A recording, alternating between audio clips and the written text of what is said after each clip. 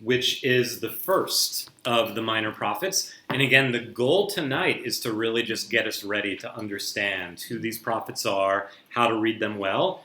Just, I'll say it right now, I'll remind you by the end of tonight, for next week, the one thing we're going to do is we're going to read the book of Hosea. So I encourage you to read the book of Hosea for next week. Hosea is one of the longer minor prophets. He's 14 chapters long. After that, a lot of the minor prophets are very brief. Obadiah is 1 chapter, very brief. I would bet significant money that nobody at this table can summarize Obadiah for me right now. The minor prophets are very obscure. That's okay. So at some point, we will begin doing 2, sometimes even 3 minor prophets in a single evening. For next week, all we'll do is Hosea. Let me mention a couple of resources at the very beginning, and then you can kind of see, I'll work through this. This is going to be kind of our structure tonight. I'm just going to ask 5 questions that will kind of help us just think through what these 12 books are about, get some background on them, so that you feel both motivated but also a little equipped to actually be able to read them. Most Christians, in my experience, either just don't really read the minor prophets at all, or they read them and they feel like they're just lost in a forest. Like they're just being hit by a lot of kind of just stuff that they don't really know how to sort through. And the desire or the goal tonight is that you would be excited to read the minor prophets on your own, but also feel like you have some tools for understanding what directions to go, what's going on. And in order to do that, let me mention a couple of resources. I'll put all of this in an email. If you're not on my email list, let me know by the end of tonight. I'll put you on there. One thing I already put in the email, but I would encourage you to check out the very short videos that the Bible Project has on YouTube. They are some of the best teaching material I've ever seen, and they make the Bible not boring, which can often be a challenging thing to do. They've got great graphics, they're very brief, and I would encourage you every week, whatever minor prophet we're about to study, to just take 7 or 8 minutes and watch the video for it. So honestly, even before you read Hosea this week, I would encourage you to watch the video first. It will just orient you to a lot that's going on there. And then another thing I'll mention, and this will be in an email too, the prophets are, and I think you'll understand a little more in a moment what I mean by this. The prophets are not trying to teach you theology. Everything the prophets say, you can learn somewhere else in the Old Testament, and they're literally not teaching you anything new. The main goal of the prophets, and for some of you, you'll love this. For some of you, this will be very challenging. The prophets are F's and not T's on the Myers-Briggs. They primarily want you to feel things, not primarily to have new abstract concepts in your head that you didn't have before. And because of that, they write in poetry and not in prose. And the goal of poetry is not so that you can break it down into another form and explain it. It's so that you can experience something through the form. And therefore, I'm going to recommend that you often listen to the prophets instead of staring at words on a page and hearing them silently inside of your own head. And one of the places I love to go to listen to the Bible read out loud is a website called BibleGateway.com. And I'm just goofy like this, but the guy who reads the ESV on BibleGateway.com is like an English Shakespearean trained actor, so he's just really fun to listen to. And so here's the beginning of Hosea. Chapter 1. The word of the Lord that came to Hosea the son of Beeri, in the days of Uzziah, Jotham, Ahaz, and Hezekiah, kings of Judah, and in the days of Jeroboam the son of Joash, king of Israel. When the Lord first spoke through Hosea, the Lord said to Hosea, Go, take to yourself a wife of whoredom, and have children of whoredom. Isn't that great? Go, Hosea, right? And you can just listen to it. You don't even have to be like looking at it as you listen to it. You can read it while you listen to it, but I encourage you to do that. And so one of the images I want to give you tonight for the prophets is they're very similar in many ways to what spoken word poets are today. And if you go to a spoken word poetry event and you want to write a PhD dissertation afterwards, you've missed the point, right? Like that's not what that's about. And so the prophets are there to stir up feelings. And this is actually, in my view, one of the reasons the prophets are neglected. The prophets aren't primarily interested in nice, warm, fuzzy feelings either. And so the first line of one of the great books on the prophets is by a Jewish theologian. And if anybody wants to do real in-depth stuff this summer, this is a great book to read. Abraham Heschel taught up the street here in the mid-20th century at Jewish Theological Seminary. which is on, I think it's 122nd and Broadway. It's right across the street from Union Theological Seminary. And the opening sentence of the book is this: "This book is about some of the most disturbing human beings who have ever lived." Talking about the prophets, and I think he's right. He was involved in the civil rights movement with Martin Luther King Jr. He was famous for his protests against the Vietnam War, and he thought the prophets had a lot to teach us today. And so that's a great resource as well. But he often talks about that, and I'll actually read in a little while a great definition he has of the prophets. But he really emphasizes that the prophets are primarily people who feel what the heart of God feels, not primarily people who think what the mind of God thinks, even though that's also true. And so I encourage you to use some of these resources. And then finally, one last thing, and then we'll jump into this, is I would love, if you're going to track with us this summer in this community, and we would love for all of you to do it, I would love for each of you, even tonight, before you go home tonight, and it can be totally random, because for a lot of you, you won't have a lot of background at this point for this to be a very informed choice, and it doesn't have to be, but I would love for each of you to choose one of the 12 minor prophets and really own that prophet this summer.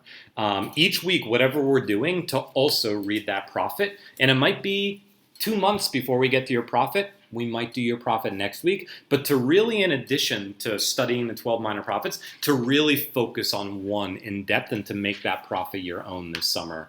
The only advice I would give you is to not do Jonah, because you know Jonah from VeggieTales, or just because it's the one prophet that's kind of a narrative. If you need to, you can do Jonah, but I would encourage you to do somebody that right now you might know nothing about, like Haggai or Amos or something like that. If you need to, just flip a coin and just, go with whatever it does, whatever it lands on. But would love for each of you to choose a minor prophet to really study in depth, and then to look at that prophet through the other 11, to look at the other 11 through that prophet, and I think it'll enrich your experience. So before we get into some of this, any initial thoughts, questions about the study we're going to do this summer?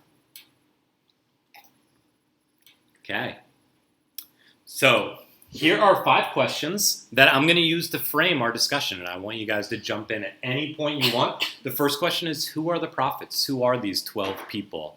And what's their job description? Why did God call them to be prophets? What did prophets do? Well, let's get into some of that. The second one, and this is one of the reasons I wanted to take a week before we actually look at a specific prophet, is the prophets there's probably lots of analogies I could use, but since your generation grew up with the Harry Potter stories, I'll use this.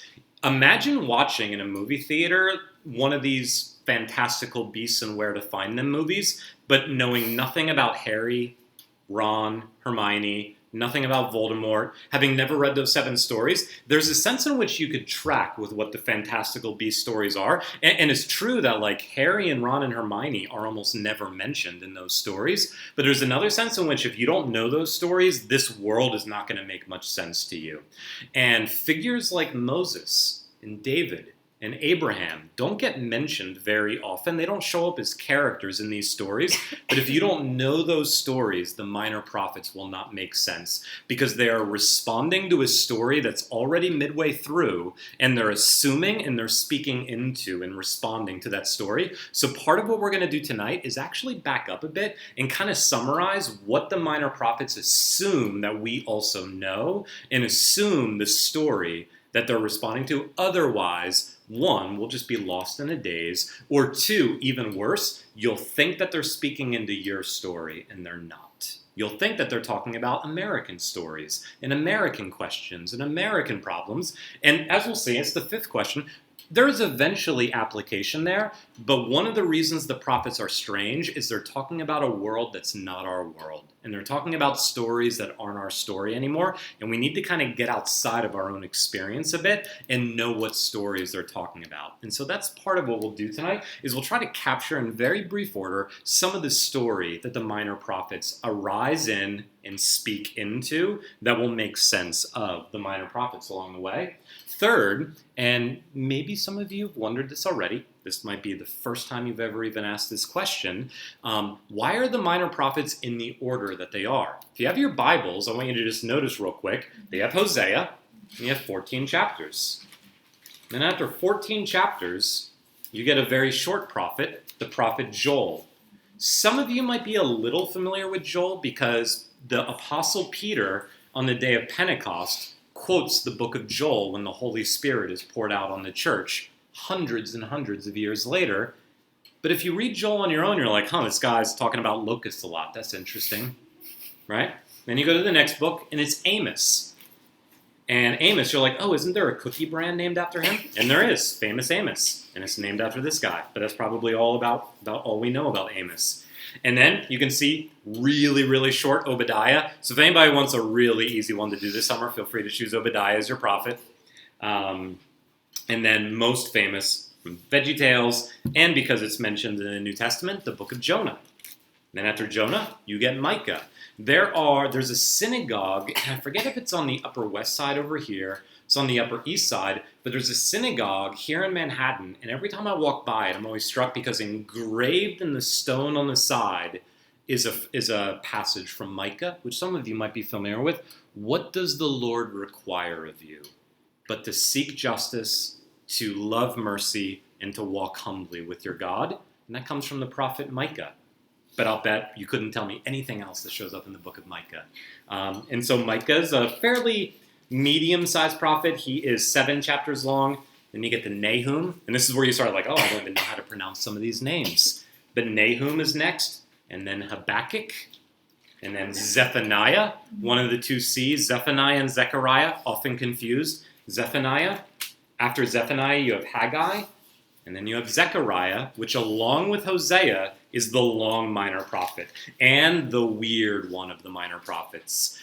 Zechariah is quoted in 2 places in the New Testament a lot. One, and a lot of you might know this, that the Gospels, the 4 Gospels, Matthew, Mark, Luke, and John, tell a story that basically takes place over about 3 years, Jesus' public ministry. If you want to add Jesus' birth with Matthew and Luke, that extends it a bit, but the Gospels basically tell a story that takes place over about 3 years, but the Gospels really zero in on the final week of Jesus' life, and they spend most of their time in the Passion Week of Jesus' life. He enters Jerusalem, he gets arrested, he gets crucified, he rises again. And in those passages in the Gospels, the Old Testament is quoted all the time. Some of you might even kind of remember this or sense this. Like this happened in order that the scriptures might be fulfilled. He was arrested, he was crucified, he rose again. Almost every Old Testament passage that Matthew, Mark, Luke, and John quote in the final week of Jesus' life comes from the book of Zechariah. And specifically, Zechariah 9 through 14. The other place that Zechariah is quoted, and it's one of the reasons he's the weird minor prophet, is the book of Revelation. Almost every image from the book of Revelation that probably on a pop level, the 4 horsemen of the apocalypse, flying things and ugly things, almost all of those images first show up in the book of Zechariah. The book of Zechariah is very much like the book of Revelation. And then finally, it ends with Malachi. Malachi is the 12th and final minor prophet. And one of the questions I want us to ask tonight is, who put this together? Did somebody throw darts at a dartboard and that's why the order they're in? The one thing that's obvious right away is the order is not according to length. Because right away Hosea is long, but then Zechariah is long and he's in the middle. Other books are short, other books are long. They're not distinguished according to length, but is there any rhyme and reason that they're in the order they're in? I'll mention this often this summer. The first person we know of in history who called these 12 writings the minor prophets is Augustine, who's a Christian in the 4th century. Judaism has never called these the minor prophets, and if you think about it, it's almost a backhanded insult to call them the minor prophets. The book of Judaism calls them the Book of the 12. And the reason I think that's significant is in Judaism, they're not the 12 books, they're the singular Book of the 12, and they're always written on one scroll in Judaism. And so these 12 books were placed together in this order a long time ago and very clearly intended to be written together. We'll do a little more background on that tonight, but that's one of the questions I want us to think about is why are they in the order they are? And I do think that if you isolate them and just read them as 12 isolated books, you miss a lot of what's actually going on, that they are one collection and they're linked together. And if we don't see that, we'll actually miss a lot. So we'll get there in a few minutes. Number 4, Where did these events and situations take place? There are going to be a lot of geographical names that we read this summer and you're going to be like, I have no idea where this is. I have no idea what these events are about that they're talking about in the background. And so we'll talk just some about the historical context tonight. And for some of you, I'm probably like this myself. Your eyes will glaze over a bit and you'll hear dates and you'll hear about Assyrians and Babylonians and Persians. And it's pretty boring, and it is, but you kind of have to know some of it to know what was going on.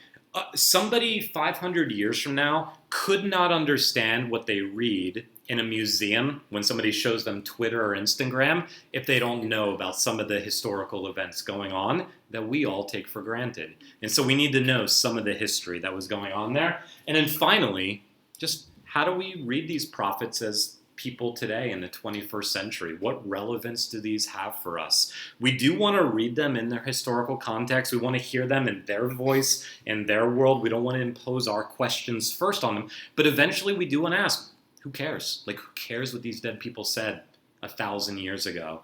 And wonder about what relevance do they have today? And so that's where we'll end tonight. But I hope that all of these questions are questions that we just progressively kind of learn more about throughout the summer. So before I just start with number one and we get into it, initial reactions or questions, any of those stand out to you? Any of those seem especially fascinating? Richard, go for it. Question. I noticed the one W that's not there is when. Yeah. Yeah. It's when were these prophets alive? During what kind of time Great period? question. So I'll put that one under number 4, but let me just go ahead and throw it out since you mentioned it. And even this might sound like it's super hazy and abstract because we often don't know the history of the Old Testament very well. But the Old Testament prophets are towards the end of the Old Testament era. And so Moses has been dead a long time. David has been dead a long time. Most of the earliest prophets are in the 8th century BC. So that's in like the 700s BC. And the latest prophets, impossible to know for sure, but most people would put them in the 4th to 3rd century BC. So let's say it's a 500-year range. All the way from 800 years before the New Testament era, all the way to just a few centuries before the New Testament era. And the main events, and we'll get into this here in a few minutes, the main events are in 722 BC, the Assyrian Empire destroys the majority of the kingdom of Israel and takes 10 of the 12 tribes into exile. We'll talk about that in a little while. And one of the reasons that's still significant today is that those 10 tribes disappear into the dustbin of history. They never come back. And so probably all of you have Jewish friends, ethnically Jewish friends, and one of the massive debates that always takes place today among the Jewish people is what counts for making somebody Jewish. And I'll give you a goofy example. I just in the last month finally did the Ancestry.com thing, and 2% of me apparently is European Jewish. I don't count as Jewish on anybody's reckoning. But you also can't say, oh, but my family comes from the line of Levi, therefore I'm Jewish, because 10 of the 12 tribes have been gone for almost 3,000 years. And so the main definition of what makes somebody Jewish today is what? You're Jewish if your mom's Jewish, which already raises the question, what made your mom Jewish, right? So this is the reason it's controversial. But 10 of the 12 tribes disappear into exile, and 2 tribes are left. Anybody know what 2 tribes are left after the Assyrian Empire destroys the 10 tribes? Judah's left, and then, along with Judah, the tribe of Benjamin. And they hold on for another 150 years, but in 587 BC, and this event is more significant in the eyes of the Old Testament writers, the Babylonians, led by the other guy that you know from VeggieTales, Nebuchadnezzar. Nebuchadnezzar brings Babylon in, and they're the world empire 150 years later, and the city of Jerusalem is burned to the ground, the temple is destroyed, the Davidic king, and I'm kind of getting ahead of myself a bit tonight, but hopefully this is helpful. I'll repeat this a lot this summer. The Davidic king is taken out of the city walls after he's captured. His sons are murdered in front of him, and then his eyes are gouged out, and he spends the rest of his life in Babylon in exile. So from this point on in the Old Testament story, there is no Davidic king, there is no temple, and the people of Israel no longer live in the land. And these are the kind of events that the prophets are talking about. Where is God in the midst of all of this? What was this about? What's the future look like now? And the prophets are really speaking about what this one phrase summary I would say is the exile. That the people of Israel lose the land, they lose the temple, and they lose their political independence, their king. And these events are catastrophic in the religious, political, social experience of Israel in this period of time.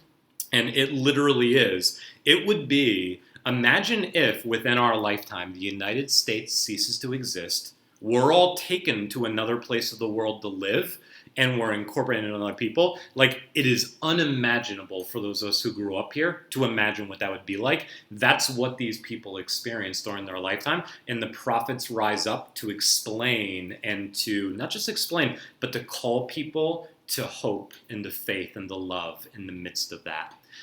So those are the big events. And most scholars today would break the prophets up into three categories. Some of the prophets are prophesying, ministering, working before the exile, and focusing mainly on, guys, wake up. If we don't wake up, this stuff is about to happen. Some of them are prophesying during the exile. The three major prophets in the Old Testament that are not among the 12 are who? Who would the major prophets be, at least from a Christian perspective? Isaiah, Jeremiah, and Ezekiel. Judaism does not consider Daniel a prophet, and I think rightly so. Daniel is one of the writings in Judaism, not one of the prophets. And some of you might know that Jeremiah and Ezekiel both actually do some of their ministry in the exile. Isaiah is before the exile. Many of the minor prophets are before the exile. Many of them are during the exile. And then the last three, which is Zechariah, Haggai, and Malachi, are after the exile is over, and the people of Israel slowly begin to come back to the land. And real quick, just for the sake of, some of you are like, oh, this is so fascinating, I'm learning so much tonight. Others of you are like, I'm dying of boredom right now. That's okay. That's totally okay. Before the exile, the big empire is the Assyrian Empire, and they show up a lot in the Old Testament. During the exile, the Babylonian Empire is big. What's the big empire after the exile? That's the catalyst for allowing Israel to come back to the land. Anybody remember the next big world empire? It's not Rome. Rome's still much later. If anybody remembers the 300 Spartans, the 300 movie, they're the bad guys in 300. The Persians. The Persian Empire rises up. The Babylonians eventually rise up and destroy Assyria. Persia eventually rises up and destroys Babylon. And the Persian Empire, led first by Darius, and then later, more significantly, by Cyrus, take over, inherit Israel in exile, but free Israel to go back to their land and rebuild their temple, which is why Cyrus is seen in a very positive light in the Old Testament. And so we'll jump around to a few Old Testament passages tonight, but the prophets are, this is both for number 2 and number 4, they're in this period of time, and they're very much commenting on and responding to these events. So if we don't know these events, we are really blindly in the dark when we read the prophets. Yeah, Janet? So are we just or are they deemed the minor prophets because their books are so small, or compared to the major prophets? I'm actually going to encourage us, even though I've already done it a few times tonight, to not use the language of the minor prophets. I think that's a misnomer and it throws you off. Let's just refer to them as the 12, or the book of the 12. And it's possible, and some of you have maybe wondered this already, it's possible that just like Jesus called 12 disciples, not 13 or 11, not for random reasons. There was very intentional symbolic value in that. I think it's very likely that the 12 are 12 for a very similar reason, namely that there are 12 tribes of Israel. And so let's call them the 12. And I think while there is a sense in which they are not as significant because they're not as long as Isaiah and Jeremiah and Ezekiel, I think that to call them the minor prophets is already to make a value judgment that's unhelpful. Yeah. Yeah, so we'll call them the 12. And to call them the 12, that Isaiah is just Isaiah. And he's long. Isaiah 66 chapters. Jeremiah is long, 50 chapters. Ezekiel's like 48 chapters. but the 12 are meant to be read as one book, not 12 books. And so let's call them the 12 this summer. Other questions, other thoughts? We can go all over the place. Feel free to keep zigzagging off of what we're already talking about. Okay. Well, then I'm going to go in a different order already, since we already started. Let's look at number 2. What story are we in the midst of the minor prophets? Or, sorry, I already did it, the 12. And where did these events and situations take place?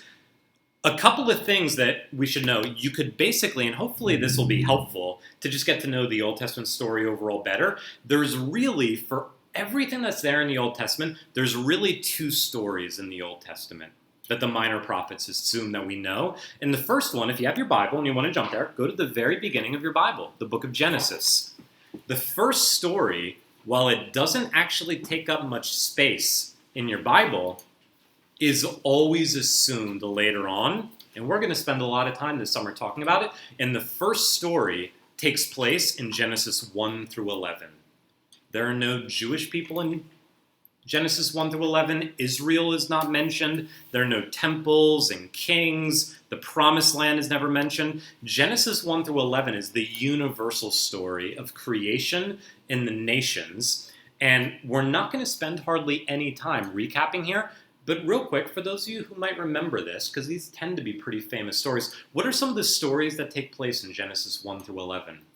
What characters show up? What stories happen? What events take place in Genesis 1 through 11? Cain and Abel. Okay, Cain and Abel in Genesis 4. But even before that, what takes place? Okay, Adam and Eve, and even beyond that, like just the creation of the universe. God creates the whole world in Genesis 1 through 2, creates human beings, Adam and Eve. Adam just means humanity, human being. So all human beings, Jew and Gentile, male and female, slave, poor, free, rich, are created here. And in Genesis 3, human beings turn away from God, are cast out of the promised land or the Garden of Eden. And we're going to see that actually, and some of you have maybe heard this before, others this will be new, I find this incredibly helpful for framing and understanding the Old Testament story. Genesis 1 through 11 and Genesis 12 through basically 2 Kings 25 are the same exact story retold, the second story just on a smaller scale. And so let me tell the story real quick of Genesis 1 through 11 in a slightly different way than maybe you've heard it before. God creates a people in his own image, and he places them in a land where God dwells, and he gives them a law to obey. Do not do this. They very quickly, right away, disobey that law in a blatant act of idolatry, and they are cast into exile outside of the land.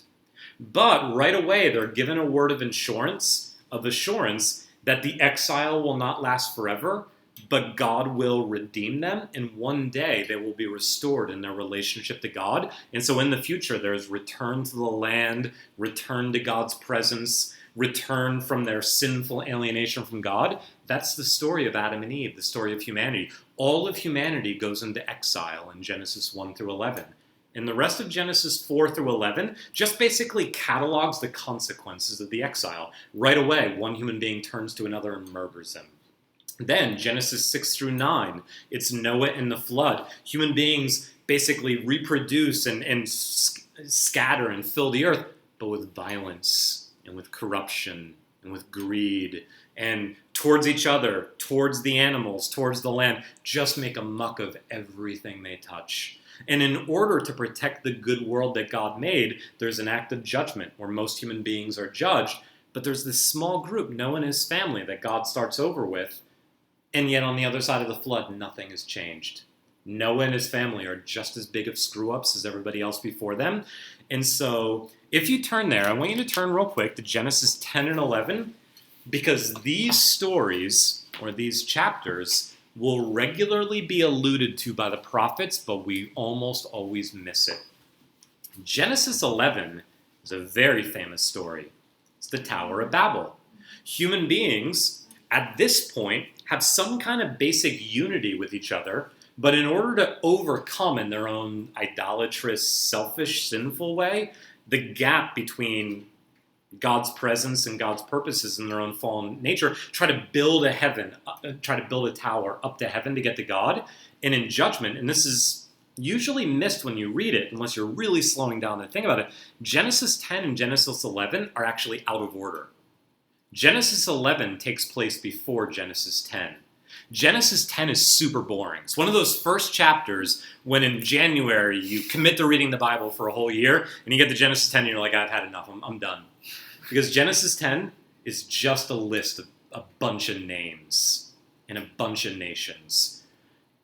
But I just want to slow down real quick here because this is significant both for the prophets as well as for the rest of the Bible.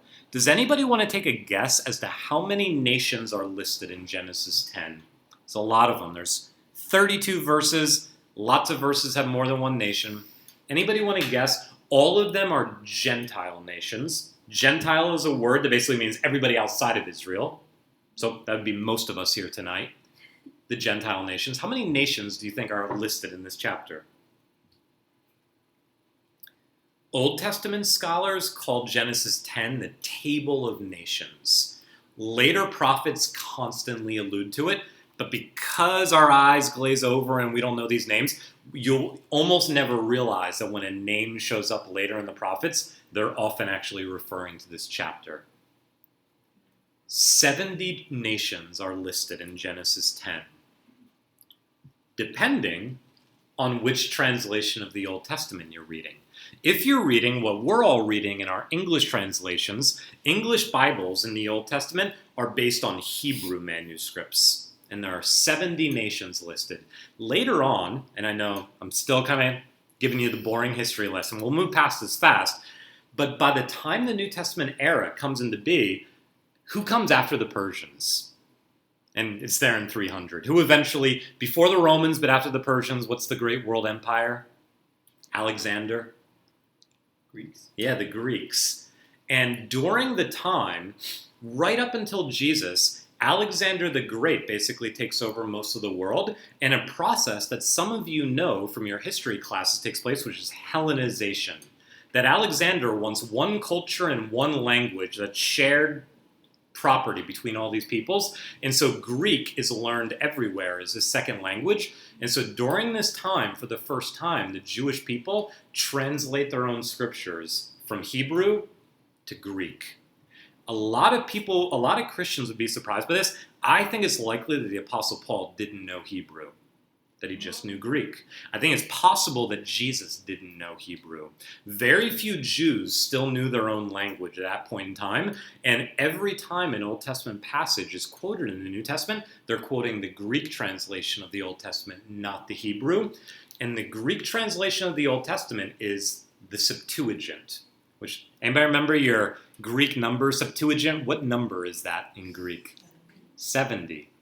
It's a reference to the Table of Nations in Genesis 10. And there's actually this really funny apocryphal story, which is almost certainly untrue, that 70 of the most brilliant Jewish Greek-speaking scholars got together in around 200 BC, and they all 70 of them went into different rooms, and all 70 of them translated the Hebrew to the Greek, and then they all compared notes, and they all translated it exactly the same way. And it was God's inspiration. That's almost certainly BS. It almost certainly didn't happen. But this is the Septuagint. And in the Septuagint of Genesis 10, 2 nations are added. Doesn't matter which ones they are. They're random ones that we wouldn't know anymore. But there are 72 nations mentioned. Here's why I'm giving you this really boring history story.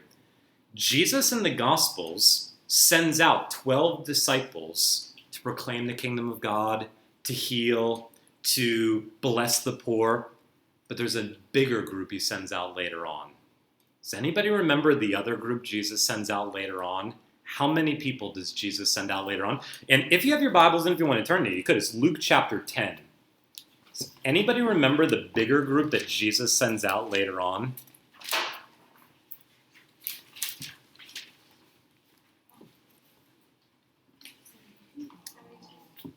Depending on which translation you use. Some of you might have a footnote under Luke 10. Some New Testament manuscripts say that Jesus sent out 72. A bunch of other manuscripts say that he sent out 70.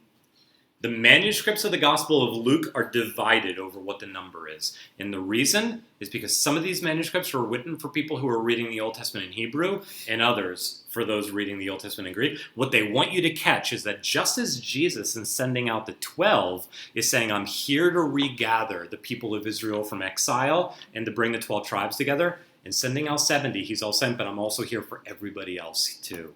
I'm here to gather the nations that went astray in Genesis 3.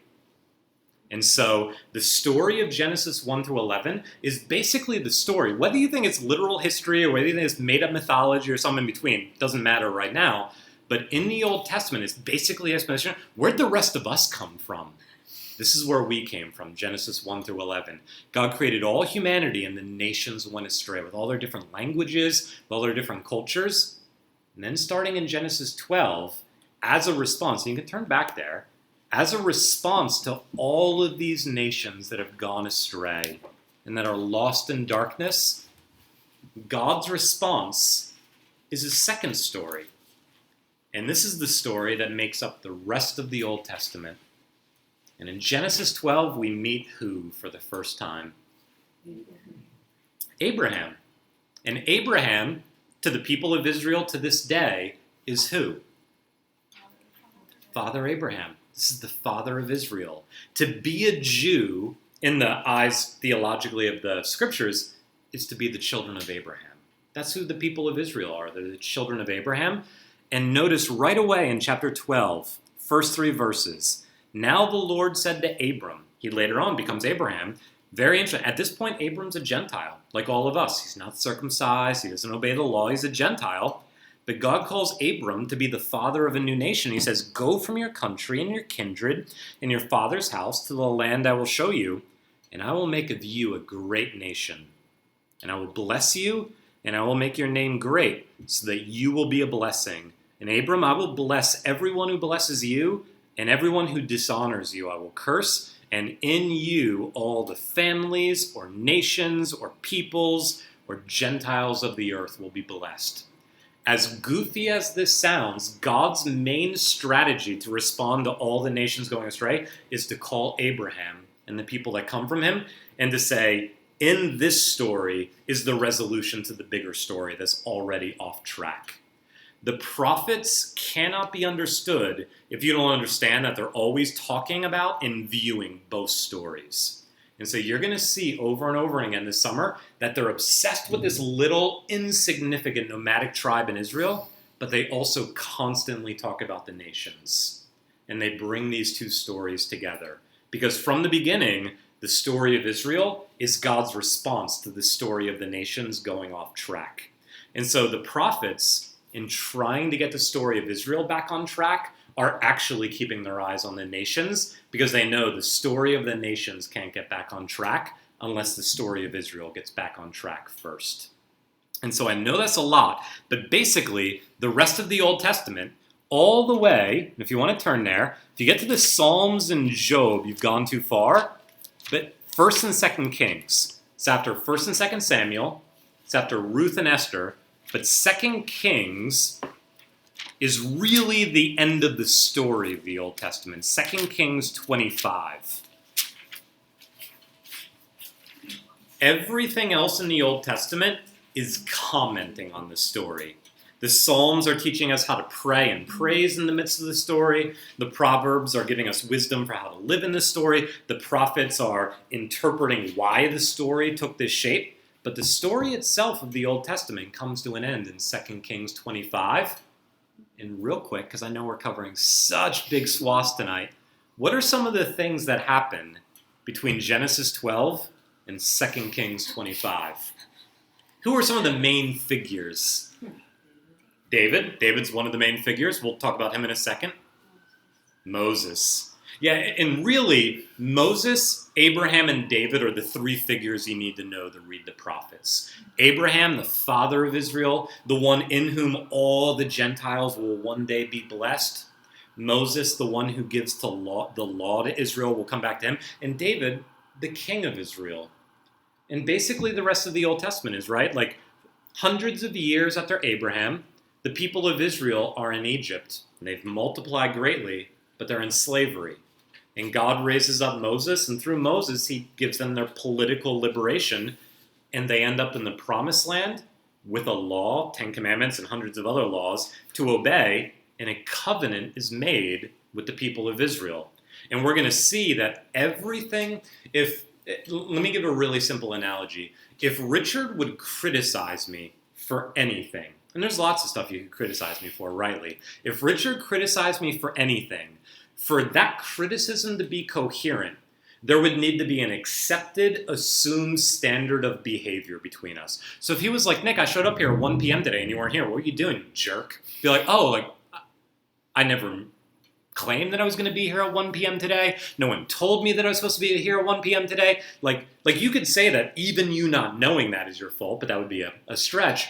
That when people criticize each other, there's a shared standard of behavior that's underneath that both parties agree on, or else one side is never even going to listen to the criticisms. The prophets are very critical human beings. They criticize a lot. They are going to pick on Israel over and over and over again. The shared standard that is there, that is the basis of their criticism, is the Mosaic covenant. And so we'll look at a few passages, but every criticism the prophets give of Israel, every judgment or consequence they give, shows up somewhere in Exodus through Deuteronomy. And so the shared relationship between God and Israel is the covenant that was made at Sinai after the liberation from Egypt. And the the prophets are, and this is a good answer to number one, or part of the answer to number one, who are the prophets? The prophets are law students, or former law students, who are God's prosecuting attorneys on behalf of God, saying, Israel, you're not living up to what you said you were going to live up to.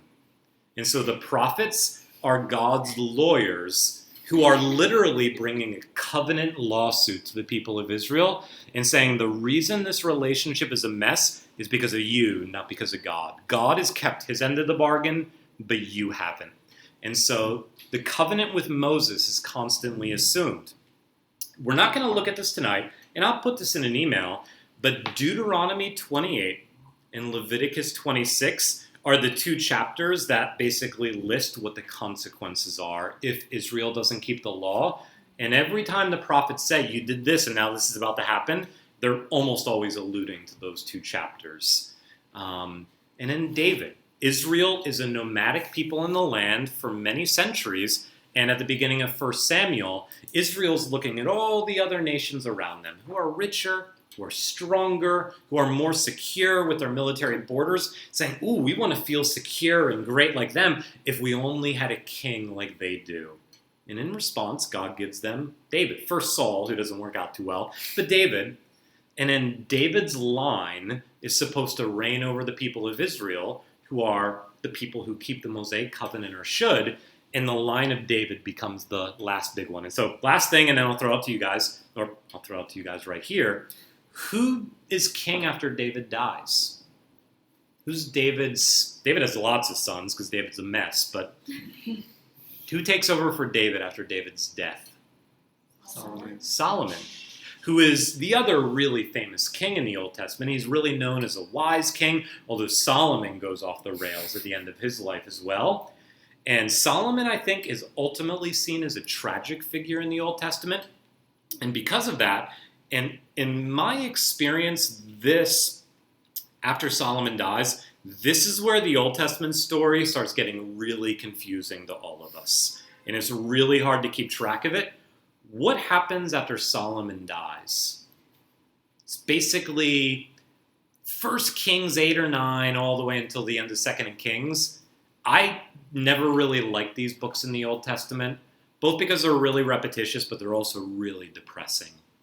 What's basically after Solomon? What happens? Bunch of bad kings. Basically, the rest of the Old Testament is Solomon's son was even worse than Solomon, and the next one was even worse than him, and you haven't seen anything yet because the next guy's a real terror. And that's basically the rest of the Old Testament story, is the kings are terrible. They don't lead well. And we're going to see in the prophets, and this has a lot of relevance for us today, the prophets do criticize the people of God overall, but they primarily criticize the leaders of Israel.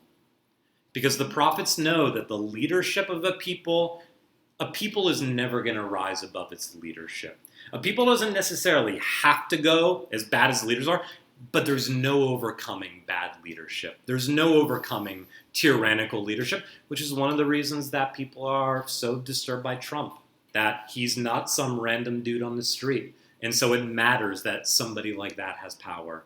And the prophets primarily criticize power. They don't primarily criticize the people on the street, although they do that as well, some too.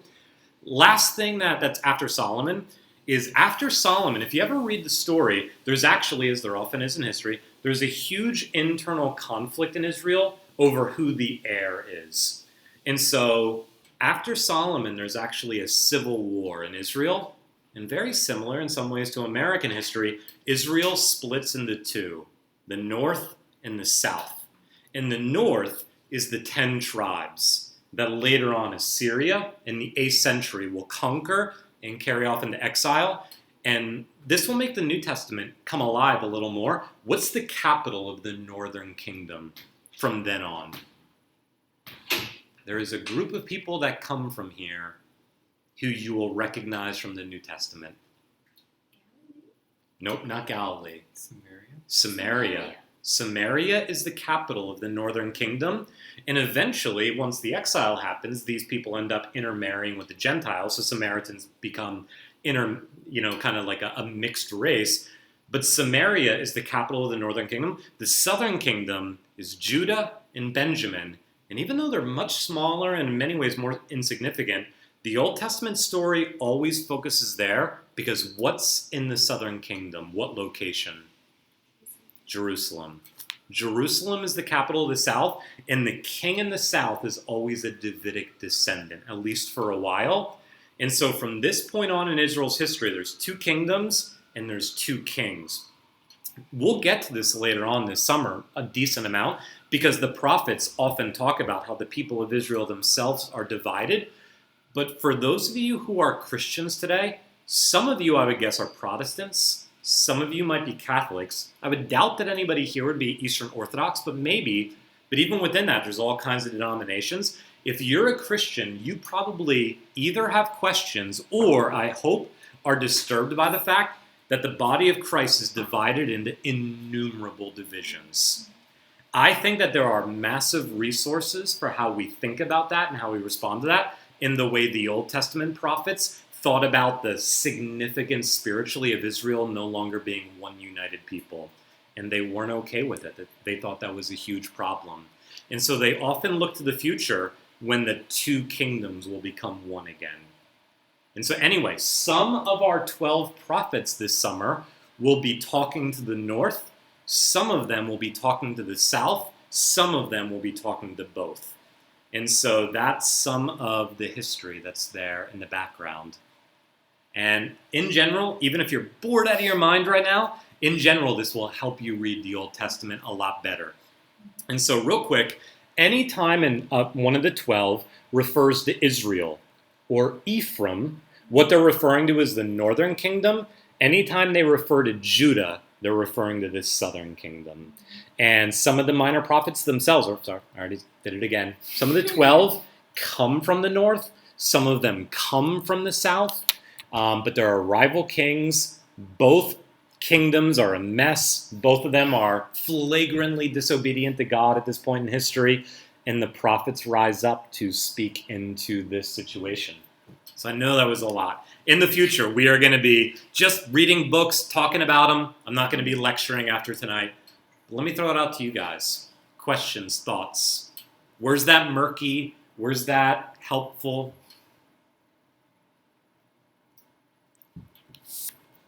Janet. Well, I thought it was super cool, but I just practically, when you say carry off into exile, Yeah. like what does that mean? Yeah, so it means that the Northern Kingdom in the 8th century, when they are defeated, and these things, because history is always messy, these things often happen protracted over multiple events, multiple sieges. But when Assyria finally defeats the north, although not the south, it basically means that they take most of the people back to Assyria with them as slaves, as servants. And the Northern Kingdom is both evacuated of most of its population, and the few that are left no longer have political independence. Yeah. And again, those 10 tribes never reappear in history. The simple explanation is that they just intermingle with other peoples, and so they're no longer... The worst explanation is there's actually like a Holocaust. That's probably not what happened, although... I would encourage you, along with hearing these, not just reading them, I would also encourage you to remember, like, these are actual historical events that happen to actual people. All human beings, and this is unavoidable, tend to think that the events that are happening to us are the really bad events in history. And there are terrible things that have happened in the 20th century. And I don't mean to downplay this at all, but the Holocaust of World War II was not a unique event historically. That has happened time and time and time again in history. And it happened during this period of time for Israel too. And the people we're reading about lived through events like this.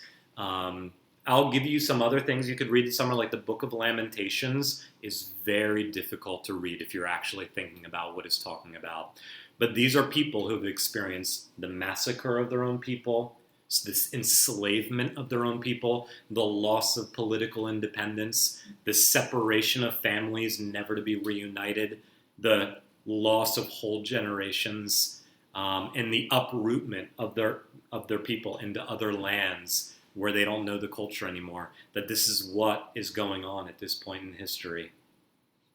And if you have ever gone through anything hard in your life, these are the moments where it is most difficult to believe that a good and sovereign God rules the world. And it is not easy for Israel to trust God during this period in time.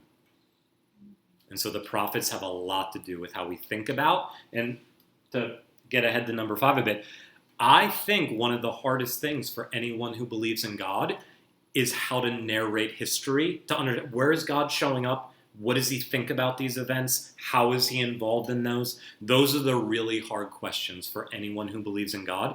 And the prophets are incredibly relevant and important for helping the people of God to interpret these events. Not just these ones back then, but events today too.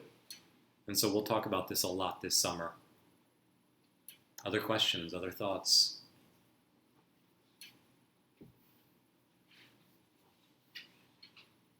Okay.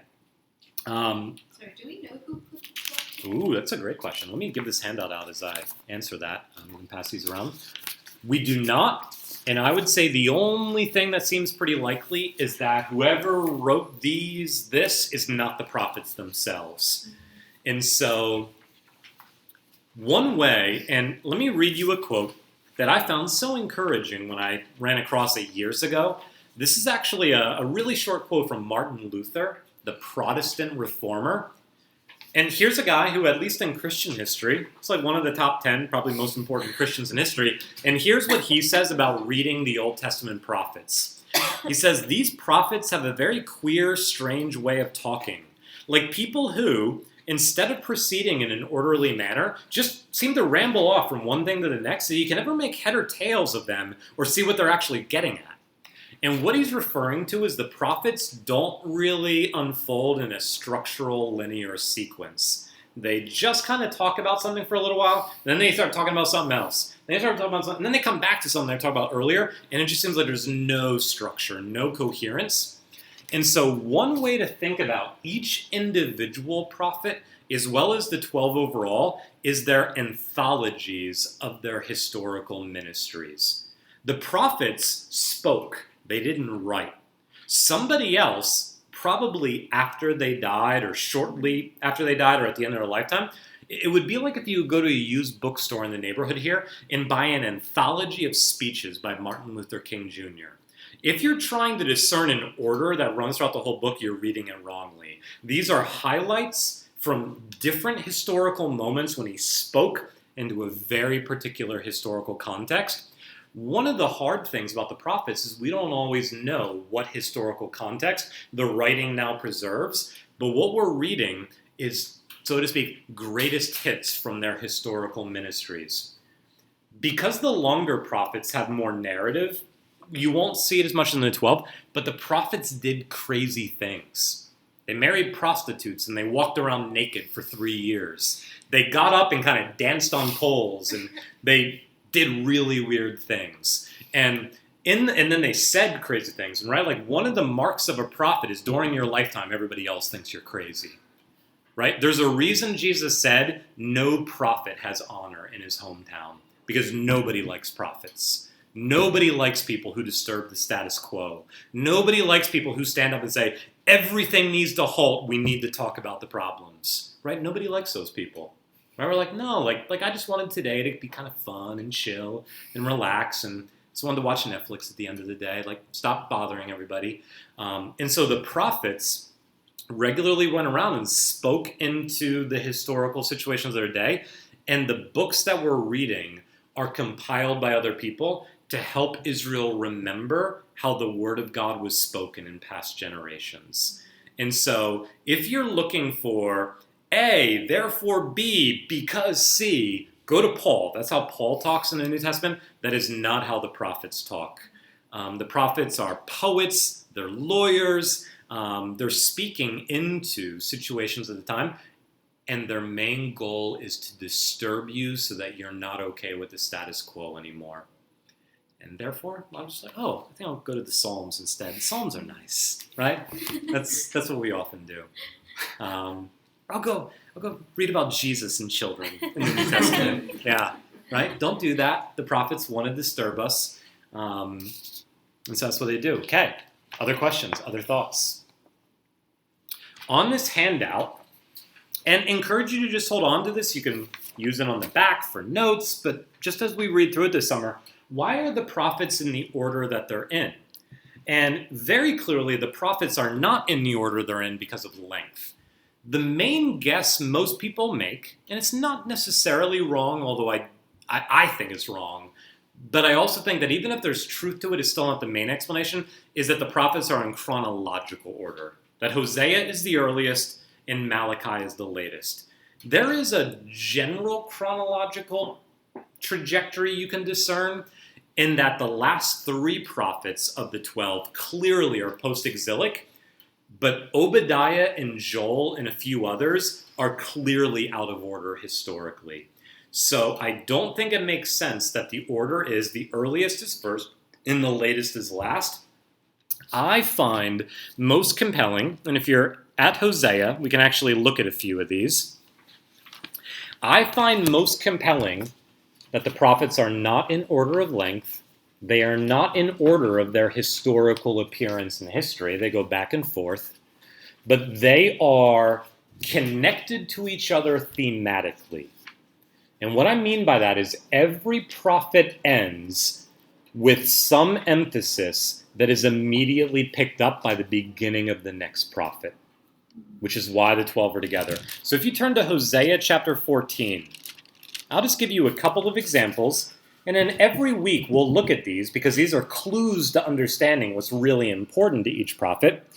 The book of Hosea is mostly negative. We're going to read it for next week. It's pretty intense book. But prophets often, and this is helpful for you to know as you're reading and you're despairing because of all the judgment and because of all the condemnation, because of all the criticism, the prophets are ultimately people of hope, not people of despair. But they think hope goes through the valley of suffering, and they're never willing to play down how hard that is. And most of the prophets will end on a note of hope, not on a note of judgment. And so the last couple of chapters of Hosea end on a note of hope. And in verse 4 of chapter 14, God is speaking, and he says, I will, future tense, heal their apostasy. I will love them freely, for my anger has turned away from them. I will be to Israel like dew. He will be like blossom from the lily. He will take root like the trees of Lebanon. His shoots will spread out. His beauty shall be like the olive, and his fragrance like Lebanon. It's an image of Israel flourishing in the future. And then verse 7 says this: they, the people of Israel, scattered in exile, they will return one day, and they will dwell beneath my shadow. And here's the image of what it will look like that day. They will flourish like the grain, they will blossom like the vine, and their fame shall be like the wine of Lebanon. We need to notice three images of Israel's future flourishing there: grain, a vine, and wine. Turn to the next book, Joel. Joel picks up in the middle of an agricultural plague and famine because locusts have come through Israel and wiped out an entire season's worth of crops. And so the people are in danger of starving to death. And you might wonder, like, where is God in this? We don't even have food to eat tomorrow. And in the midst of it, Joel says, and you can see verse 4, whatever the cutting locust left behind, the swarming locust is eaten. Whatever the swarming locust left, the hopping locust is eaten. Whatever the hopping locust left, the destroying locust, like this is just tragedy after tragedy, catastrophe after catastrophe. And then you notice how it's described, verse 7, it has laid waste my vine and splintered my fig tree. Verse 9, the grain offering and the drink offering, which would be wine, are cut off from the house of the Lord. Verse 10, the fields are destroyed, the ground mourns, because the grain is destroyed and the wine dries up. The very things that Hosea said, hey, you know how you're going to know when the Lord shows up someday? More grain, more wine, the vine blooms. The beginning of Joel reminds us, but we're not there yet. It's not where we're there, because these things are a catastrophe right now. At the end of Joel, look at chapter 3. This is one of the, and this is a good thing for me to say out loud so that you're looking for it. Because the prophets are poets and not prose writers, they constantly use imagery. They constantly use metaphors. And in fact, and to be honest, to give a generalization, probably the ladies around the table are going to be triggered more than the guys this summer, because some of the images are very difficult in light of the way our culture thinks, which I think is a good thing, that God at times is compared to a husband whose wife has cheated on him and then commits domestic violence against her. Sometimes God is described like that. Here in Joel 3, God is described as a lion that massacres other helpless animals in his anger. And so in Joel chapter 3, verse 16, the Lord roars from Zion, and he utters his voice from Jerusalem. And the heavens and the earth quake, but the Lord is a refuge to his people. So as a lion, he's attacking everybody else, he's attacking Israel, but Israel has a refuge, and he's a stronghold to the people of Israel. But then if you look at Amos chapter 1, Amos chapter 1, verse 2, starts where Joel chapter 3 ended off. The Lord roars from Zion, which picks up Joel chapter 3, verse 16. And the next chapters of Amos reveal, this time he's roaring at Israel, not Israel's enemies. And so as we go, we'll see that while each prophet is focused on their own thing, that together cumulatively, they're constantly commenting on the same kind of situation, and together all 12 of them paint a picture that's more than any one of them together. So I would encourage you to do this. As we read the prophets this summer, notice that the end theme of one tends to be the beginning theme of the next one. I think, and on this handout, I just lay out lots more order. And just because I just spilled the beans there a second ago, that there's going to be some really disturbing things in the prophets this summer. One, and for those of you who've never been in a group that I lead, I want you to feel very free to express what you're disturbed by. I want you to feel very free to question whether it's moral, whether it's commendable, whether it's something that we should not criticize. And I also want us to wrestle over, what do we do with these things? What does it mean? And everybody who reads the Bible runs into this sooner rather than later. The New Testament constantly uses one of the worst most unjust relationships between human beings in history, slaves and masters, to describe the way that God and his people relate to each other. This is all over the Bible. And either you're not aware of it, and now you are, or you're aware of it and you just minimize it, explain it away, ignore it. But at some point, you have to deal with the fact that the Bible speaks about the worst stuff in human history and brings that into the conversation between God and his people.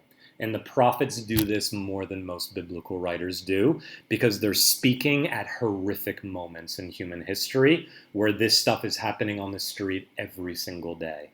And so not to say that you necessarily need to look forward to that, but that is part of what the prophets bring up, and we have to talk about it.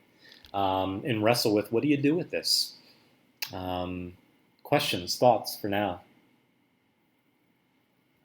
I know we need to wrap up here in a couple of minutes, but I want to give some, Janet. Do you think that some of the prophets were prophesying at the same time? Or? Oh, for sure. Okay. Yeah, for sure. So for instance, like in some of the longer prophets, like Isaiah, other minor prophets will actually show up. And if you read 2 Kings, you'll actually see like Jonah and Micah and a few others actually show up. And so they do often overlap with each other, but within the 12 themselves, they won't usually explicitly refer to each other. Yeah. Other questions, other thoughts? Yeah, Richard. Do we have an idea of how these prophets were received during their lifetime? I'm guessing not well, but then like how soon after that? Because obviously someone took the time to write about them. So when did that kind of shift happen? Yeah, it's a great question. I think not well is a great description of the general reception they got. It was not well. Many of them died. They were often cast out. They were rarely listened to. And in fact, people often point out that in the 12, this is true for the major prophets too, but in the 12, there are almost never positive responses to the prophet's messages on the part of Israel. And in fact, when we finally get to Jonah in a month or so, that's why it's going to stand out all the more that the one really positive response in the 12 is who? The Assyrians, Nineveh. Nineveh responds to Jonah. Israel almost never responds to the prophets. And by the way, I'll say this real quick too, because I want us to get inside the history, because it will make the prophets come alive. Jonah is often, like the Pharisees in the New Testament, in my view, criticized in a really cheap way by Christians today. But like, look at Jonah. He was kind of a racist. He was so ethnocentric. Like, God wanted him to go to this city, and Jonah was just such a baby. He was like, he didn't want to do it. But who was Jonah called to preach to? Nineveh, the capital of Assyria. I read somewhere that the writer was basically equating Nineveh to like IS today. Yeah, or it would be like a Jewish person being sent into the heart of Nazi Germany to proclaim good news. Right? Like these are the people who have destroyed us and taken us into slavery, and now God is sending me into the heart of darkness to proclaim mercy. Like, no, I'm not going to have any of that. And so Jonah takes off the other direction. We should be much more sympathetic to Jonah than we usually are when we read that story. And also shocked by the way the Assyrians are finally presented in the story so positively.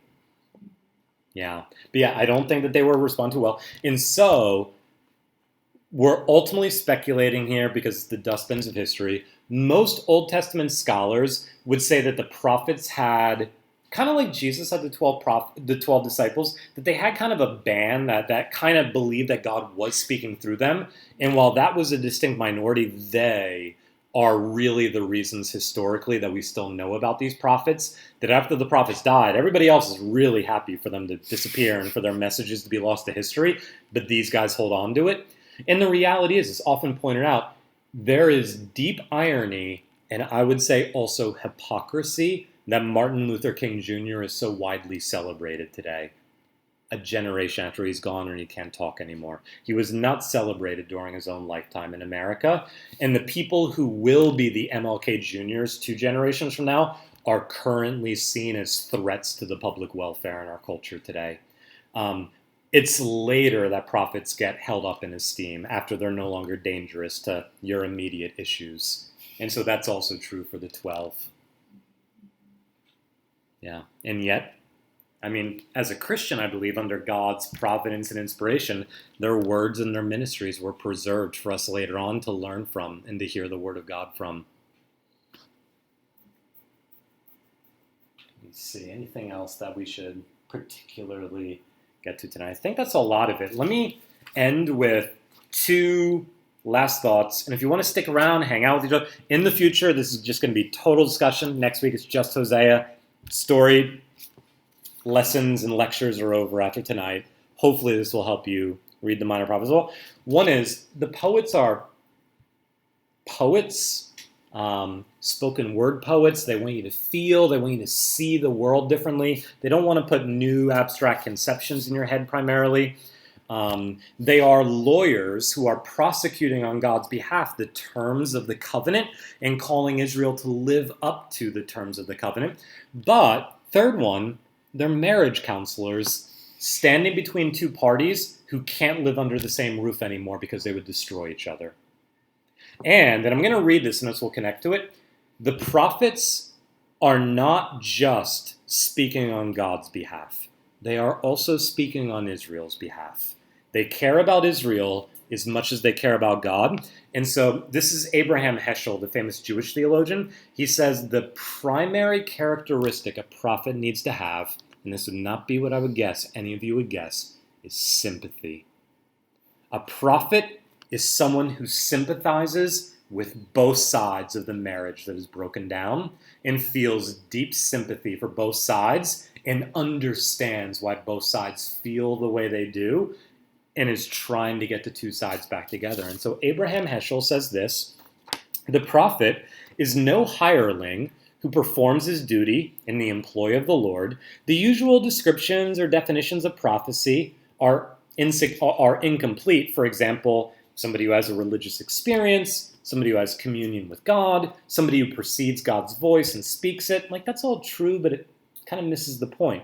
Such terms hardly convey what happened to the prophet's soul, the overwhelming impact of the divine pathos, feelings, intensity, emotions upon his mind and heart, completely involving and gripping his personality in its depths, and the unrelieved distress which sprang up for the prophet from his intimate involvement. When you do get glances into the prophets in the Old Testament, they are not people that today we would describe as emotionally and mentally healthy. They are disturbed, they are restless, they don't sleep well at night, they're not doing very well. They are in distress, in the language of this. The task of the prophet is to convey the word of God to his people, and yet the word is aglow with the passion of God. One cannot understand the word without also sensing the pathos. And I love that. One cannot impassion others and remain unstirred. If you're unstirred after you read the prophets, they haven't done their job well, or you haven't let them do their job well, I think Heschel would say. The prophet should not be regarded as an ambassador who must be dispassionate in order to be effective. And then here's the sentence I love. The fundamental experience of the prophet is fellowship with the feelings of God, sympathy with the heart of God, a communion with the divine consciousness which comes about through the prophet's reflection of and participate in the divine pathos. That a prophet is someone who feels what God feels in these situations and communicates that. The typical prophetic state of mind is one of being taken up into the heart of God, and sympathy is the prophet's answer to God's voice, the correlative to God's revelation. He lives not only his own personal life, he also lives the life of God. And I would only add to that I think that's just as true for the people of God, that the prophet is someone who feels what Israel feels going through all these things. And so the prophet doesn't just speak in criticism of the people. He often speaks in criticism, you could say, of God and laments, why are you doing this, God? You don't understand how much this hurts for these people in this situation. And it really is true. And I've done premarital counseling and marital counseling for a lot of students over the years at this point. And 2 people who are enraged at each other and can't even hear each other, can't even be in the same room anymore, it is the hardest job in the world to be the person standing between them. And that's the prophet's job. He is standing between two people who are angry at each other and who are not expressing much care and love, at least in the way the other person experiences it. And that's what prophets are. They are marriage counselors in the midst of a marriage that looks like it is certainly headed for divorce. Yay! Who's excited to read the prophets this summer? Okay. I do love the prophets. There are moments of joy and soaring love and hope in the prophets, but you have to go through the heartbreaking stuff to get there. You have to go through the heartbreaking stuff to get there. Any final questions or thoughts?